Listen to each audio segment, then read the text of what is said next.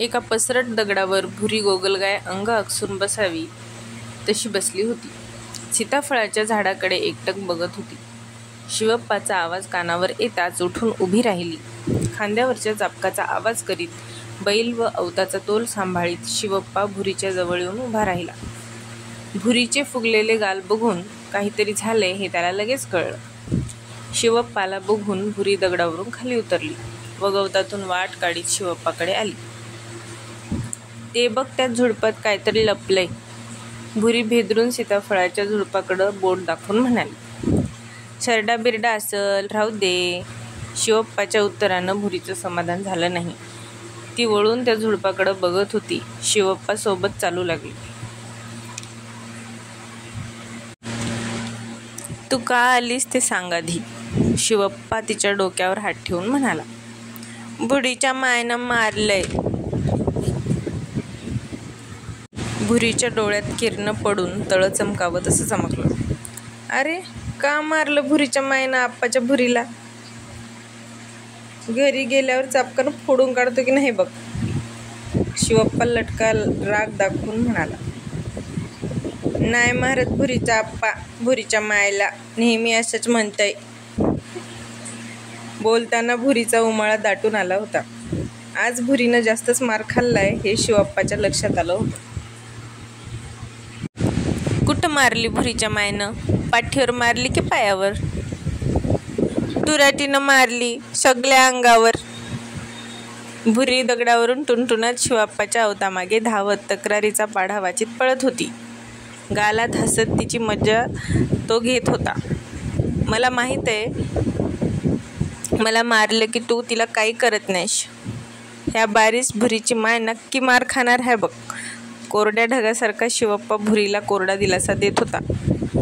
उतरून आल्यावर लोखंडाच्या काठावर बाबळीच्या झाडाखाली औत सोडला. झाडाला बैल बांधून बनमेतून कडबा काढून बैलाच्या पुढं टाकला. तू घरी चल, मी आलोच, असं शिवप्पानं सांगितलं. तर भुरी म्हणाली नाही. बाप्पाला सोबत घेऊन जायचं म्हणून अवताजवळ पाय रोवून उभी होती. बैलाच्या पाठीवर हात फिरवून शिवप्पा चाबूक खांद्यावर टाकून थोडं जास्तच जोरात पाय आपटीत घराकडं निघाला. त्याच्या बुटाचा खाड खाड होणारा आवाज ऐकून भुरी मनातून भेदरली. हे काय झालं भुरीच्या आप्पाला? भुरीच्या मायेची चहाडी भुरीनं उगत सांगितली असं तिला वाटत होतं. आता हे कसं अडू? या द्विधा अवस्थेमध्ये भुरी शिवप्पाच्या मागून दुडक्या चालीनं निघाली. ती कधी शिवप्पाच्या इकडच्या बाजूने, कधी तिकडच्या बाजूने, कधी पुढे मागे चालत होती. भुरीची माय, अय भुरीची माय, बाहेर ये, असं म्हणून शिवप्पानं अंगणातल्या दगडावर चाबकाची वादी आपटली. त्याचा फटकन आवाज झाला. त्या आवाजाने भुरीच्या काळजाची धडधड जास्तच वाढली होती. तिनं शिवप्पाच्या खांद्यावरील चाबकाचं टोक गच्च पकडून ठेवलं होतं. घशातून असा आवाज येत होता. ये की बाहेर. शिवप्पा आवाजाला जास्तच पीळ देत ओरडला. माळावर चढताना बघून वाटलंच होतं मला बापाला चाडी करायला चाललंय म्हणून. गुणा भाकरीची काटवट घेऊन बाहेर आली. आप्पाची भुरी, सोड मला. हिंमत कशी झाली भुरीला मारायची? शिवप्पा भुरीच्या हातून सुटणार नाही एवढाच जोर लावून चाबूक ओढत होता. आप्पा नको, भुरी काकुळतीला येऊन म्हणाली. मला अडवू नको, आता सोड. शिवप्पा जागेवरच बूट आपटीत होता. हाताबाहेर चाललंय असं दिसताच चाबूक सोडून भुरीनं शिवप्पाच्या कमरेला पकडलं. आप्पा नकोय मारू मायला, असं म्हणून भुरीनं भोंगाच पसरला. बरं गप. तूच म्हणलीस म्हणून मारणार होतोय. पुन्हा आप्पाच्या भुरीची माय भुरीला मारू नये म्हणून मारणार होतो, असं म्हणून शिवप्पानं तिचे डोळे पुसले. भुरी खजील होऊन मुसमुसत उंबरठ्याच्या दगडावर बसली. रडल्यामुळे डोळे व नाक लाल झालं होतं. शिवप्पा हातपाय धुवून भुरीजवळ जाऊन बसला. खिशातून मुठभर मुगाच्या शेंगा काढून भुरीच्या हातात दिल्या. होय, का मारलीस लेकराला? शिवप्पा भुरीच्या डोक्यावरून सांत्वनेचा हात फिरवीत म्हणाला. आई, लेकरालाच पुसा की. गुणानं भुरीकडं बघितलं तशी भुरीनं मान खाली घातली.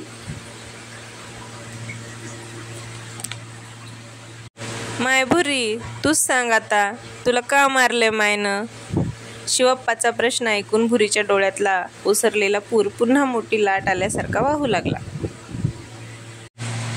3 महिने झाले शाळेत नाव टाकून, काही केल्यानं शाळेत जायना झाले गाबरू.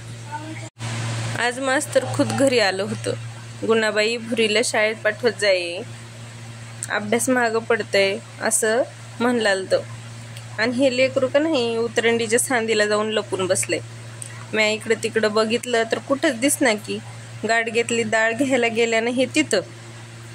वासराचं दाव सोडून झेडपीच्या शाळेला नेऊन सोडलो तरी बी की नाही बसली नाही तुमची वाघीण. आली पळून. पंदाडातून वाट काढीत माळच्या टोकावर जाऊन बसली. गुणा रागारागानं सांगत होती. तिला नको वाटते तर राहू दे की मग. शिवप्पानं केलेली पाठराखण भुरीला धीर देणारी होती. राहू दे काय, उद्या कशी जायना तेच बघतो. गुणाचं बोलणं ऐकून भुरीची धडधड जास्तच वाढली. आप्पा, मी जायना शाळेत, गुरुजी मारते. राहू देव ग लेकराला मार नको, शिकून बी भाकऱ्याच थापायचं आहे. लेकरू भिवलाले. मास्तराला भिवलाले म्हणून शाळेत जाऊ नको म्हणलाल्या. नवरा भाड्या मारल्यावर कसं करताय हो? ढिगावरच्या तुराट्या काढीत भागू इतका वेळ सगळं ऐकत होती. न राहून तिनंही पुरात खडा टाकलाच. आप्पाच्या भुरीला मारायची काय हिंमत आहे नवऱ्या भाड्याची? हिशोब करते आम्ही नाण्याचा. शिवप्पा भुरीच्या डोक्यावरून हात फिरवीत म्हणाला. कोणी करणाये, लहान आहे तवर उगं म्हणतात. आम्ही कुत्र्यावानी मार खाते, आमच्या बाप पुसायला बी येईनाय.